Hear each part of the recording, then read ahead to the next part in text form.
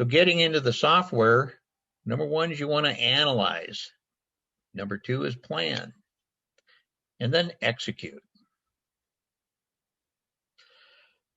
One of the most crucial parts about the beginning of any HVAC system is this home a heat pump candidate? In other words, will it retain the comfort?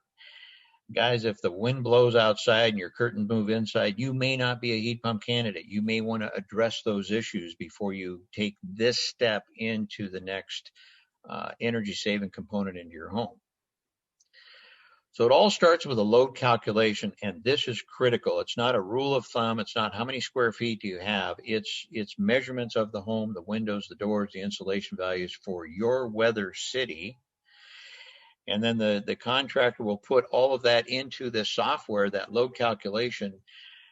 Also, the contractor, EcoMike, for example, will have the ability to create a rate file. This is where you can determine what the fuel costs and electricity costs, and if they change summer to winter, you can put those in there because you can test drive the system. You can get an idea what you would pay using other products versus the QE45 or another geothermal product. And I will tell you, it's reasonably accurate. It's pretty good. The ability to show you by comparison the geothermal to, in this case, propane and air conditioning, and then an air-to-air heat pump, a very high SEER air-to-air heat pump. So right over here, we're going to show you that in this example, it's, a condensing gas furnace, air conditioner, sizing, and it shows you what your annual operating costs based on the utility rates that you've already created. You're over $4,000 a year up in that neighborhood for that size of a system. Here we have the QE1860. One of the things that's really beautiful about this unit is that the 1860 is 18,000 to 60,000 BTUs, and you can limit it. In other words, EcoMike can come in there and say, you know what, I don't want 60,000 BTUs. The house doesn't need that. I'm going to limit it to 42,000 in heating or 42 in cooling and 48 in heating. This is important because not all homes have an even balance of heating and cooling, especially up in the Northeast. This allows you to dial in that comfort, whereas you're oversized in one to the other if you're trying to make sure that you have all those capacities met. So this allows you to dial that in. I want to talk a little bit in brief about the minimum and maximum loop entering water temperatures. And here we've selected 30 and 90. You see that kind of in the lower left in the highlighted area. And that's important. There's some discussion now about whether we need to move that. And I will tell you that is not something that I'm in favor of. We're saying we don't want our loop temperature to ever come into the heat pump in worst case scenario below 30 degrees. And if we have an anomaly where we have some very, very hot, consistent weather outside, we don't want that entering water temperature coming back from the loop field to be higher than 90. Why do we do that? Well, it gives you elbow room for those cases like I just experienced where we had unheard of temperatures for 5 days out here. If I had short looped it, in other words, I said, I'm going to go down to 25 degrees or I'm going to go up to 100 degrees, it would have affected my capacity, the performance, and it might have affected my comfort level. So that is an important component of making sure that you, the homeowner, get what your expectations are, is good energy savings and comfort in those conditions. And the QE45 can deliver it as long as you provided for the duct delivery system and the ground loop. So here we're showing that you have the smart tank. That's the only one you can check with the QE45. And, by comparison, let me move this little picture box here.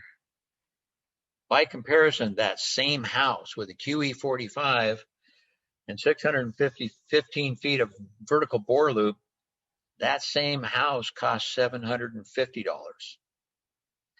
That's really hard to beat. When you start to line up those cost differences, the decision making becomes really, really easy. So here in the report, you can see it breaks down those three system costs: heating, cooling, hot water. This is based on the number of people in the home, but also what is the total cost, and then it breaks it down into a monthly cost, because a lot of us, well, we're payment buyers. If we need to do some financing, this becomes real easy. The other aspect, what incentives do to that bottom line as well, and that really starts to drive this down. So I can't say enough about the QE45. And by the way, that ground loop, that's 100-year pipe.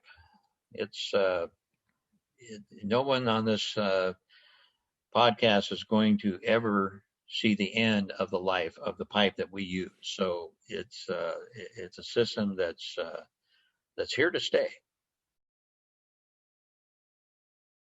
Our Geo-Designer software, like I mentioned before, it's a great tool. Again, where we're gonna analyze what, and again, we use this tool, but it's customized to your particular home. So the contractor would use our software, but before they come to our software, they really need to do a load calculation on your home, so that we know how many BTUs that house is losing or gaining, so that we can properly size a piece of equipment. And that is an important thing that has to go into the software, so that we get good information out.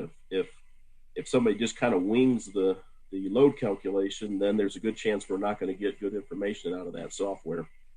So again, we're going to analyze, we're going to plan, and then we're going to execute here utilizing the GeoDesigner software. So very important, when you get a bid from a contractor, GeoDesigner should be a part of that. And you should see some of the reports that I got coming up.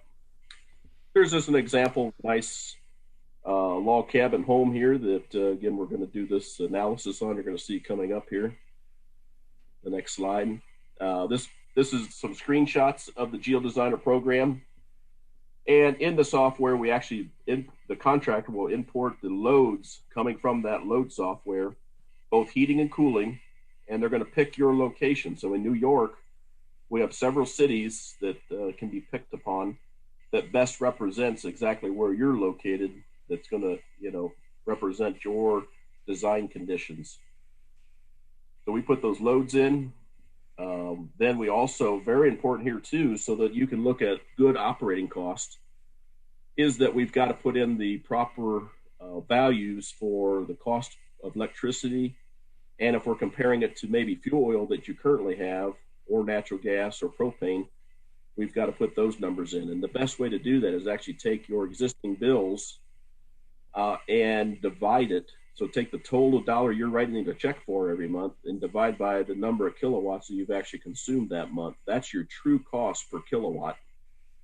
If you just get the wholesale rate, that's not going to really give you a good representation of what your true operating costs are, because there's other things that go into what you truly pay. So no different than, wholesale gasoline versus, gasoline at the pump. It's actually, it's what you're actually writing the check for that makes that's the important part of this.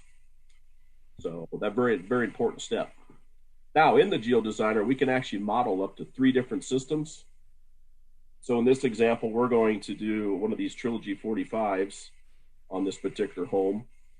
And then this customer already has an existing fuel oil furnace with a 14-SEER air conditioner. And then we're also going to model up against that the option of a variable speed air source heat pump up to a 20-SEER variable speed heat pump. So we're going to be looking at those 3 options here in the couple screenshots that we've got coming up. The first example, again, is our Trilogy 45. And we've picked, again, a vertical loop for this particular application. So the contractor would select working, a lot of times there may be a sub loop contractor involved. They'll work with that contractor to figure out what's the typically what they might do, and then we're going to put that in the software and make sure that's actually going to perform correctly. So the software actually tells exactly how much loop needs to go in the ground based on the type of loop we're looking at here. So this vertical loop, we're going to put in some minimum and maximum water temperatures that we want to achieve so we keep a good efficient operation.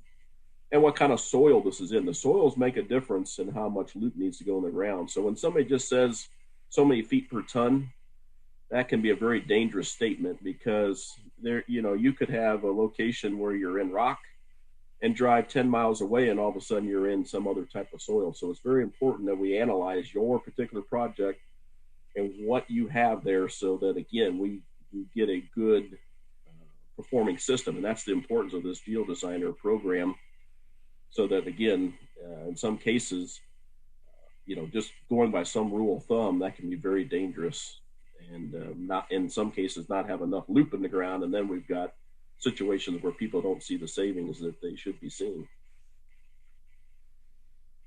So here's an actual the analysis. Once it tells us in this case here we need a total of 660 feet of bore. A lot of times that will be done in more than just one borehole, obviously, and that'll be determined by the contractor and the loop contractor.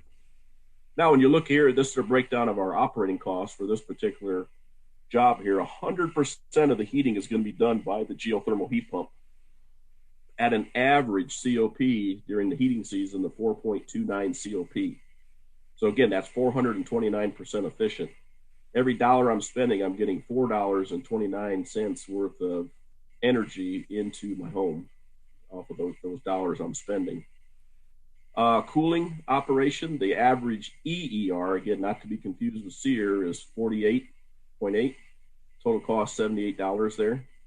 And all of my hot water, based on the number of occupants I put in the beginning there in the software, which I believe in this case were 4, we're going to do that at a COP of 4.96. We're going to do 100% of that with the heat pump. Again, this unit does full-on hot water, so again, we can get a lot of efficiency out of the system. Here's just comparing it to the existing oil-fired furnace that's in there. It's, again, the true average efficiency there is 70%. It's going to be $2,948 annually there to heat that home with that oil. Again, based on the oil price that this consumer just last filled their tank, which was like $3.29 a gallon. Air conditioning, again, that 14 SEER air conditioner equates out to 11.6 EER. So you can see there our cooling costs went up quite a bit.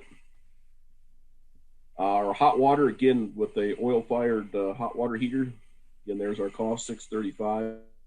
So in a minute, we're going to look at a full report that's going to compare the 3 systems, and you'll better see kind of a comparison here. Here's that report that it could be produced, and you can see then our comparable heating and cooling cost here based on, again, these 3 systems. Our Trilogy system has an average month, when you take the total yearly amount divided by 12, $125 a month, versus our existing fuel oil system with our 14 SEER air conditioner, $351. And then that air source, that variable speed air source heat pump, again, because we're not utilizing that earth technology there, is $299. So again, significant savings, again, with our Trilogy 45.